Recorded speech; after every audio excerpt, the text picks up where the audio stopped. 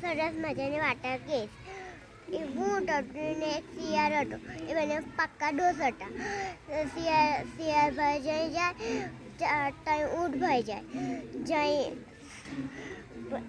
ઊંટ ભાઈ જાય ત્યાં શિયાળ ભાઈ જાય. એક દિવસ પહેલાં શિયાળને ઊંટ મજાની શેરડી ખાવાની ઈચ્છા થઈ. તો ઊંટ ભાઈને એવું કીધું કે મને શેરડી ખાવાની ઈચ્છા થાય. તો પેલા ઊંટને એવું કીધું મને મન છે કે સારું ચાલ. ને પછી પેલીને એવું કીધું કે આપણે પહેલાંને પાર્કમાં આવી જઈશું. તો પછી ત્રણ તો આવી ગયા. ને પછી પેલા શિયાળને એવું કીધું કે મને તો તરતા નથી આવડતું. તો પેલા ઊંટભાઈને એવું કીધું કે સારું તું મારા કંડા પર બેસી જજે, હું તને લઈ જઈશ.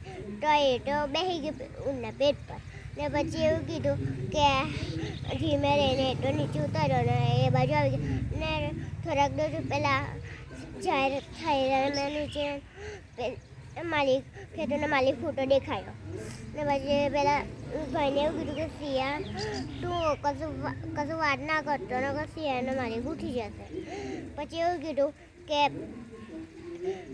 સારું. શિયાળે એવું કીધું સારું.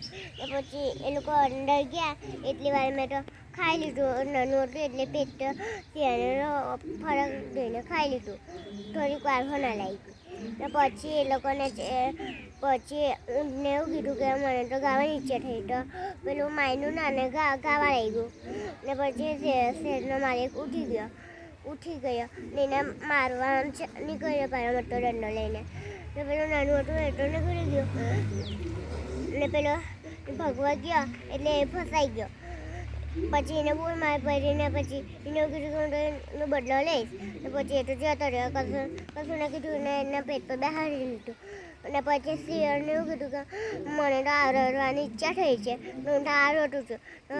વાત માન્યો ને પેલો ડૂબી ગયો ને મરી ગયો. વાર્તા પૂરી. તમે ક્યાંથી શીખ્યા વાર્તા? હા, આ વાર્તા કોણે શીખવાડી? કોઈને નહીં, તમારા ફોનમાં હતી. ફોનમાંથી જોઈને શીખ્યા? એવું? તમને વાર્તા કરવી બહુ ગમે? એવું છે? પછી બીજી કઈ વાર્તા આવડે છે? બીજી કઈ વાર્તા આવડે તમને? બીજી એક બકરીની ને એક ઊંટની. એ પછી આપણે કાલે જોઈશું.